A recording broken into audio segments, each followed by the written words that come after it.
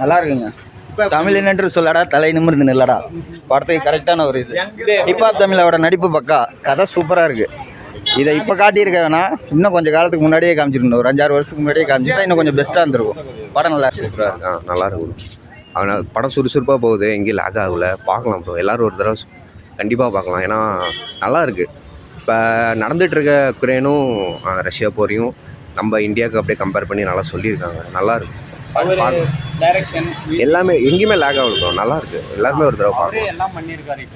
ஆமாம், எல்லாம் நல்லா பண்ணியிருக்காரு. எங்கேயும் லேக் ஆகலை. மியூசிக்கும் நல்லா, பேக்ரவுண்டும் நல்லா இருக்குது. எடுத்துகிட்டு போன விதமும் நல்லா இருக்குது. நல்லா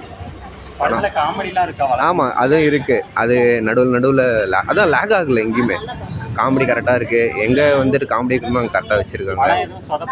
இல்லை ப்ரோ, நல்லா போகும். அதாவது கதையாக பார்த்து எடுத்துகிட்டு போனால் சூப்பராக எடுத்துகிட்டு போகலாம் படம். ஆமாம், ஆடியன்ஸ் கையில் தான் இருக்குது. நல்லா இருக்குது.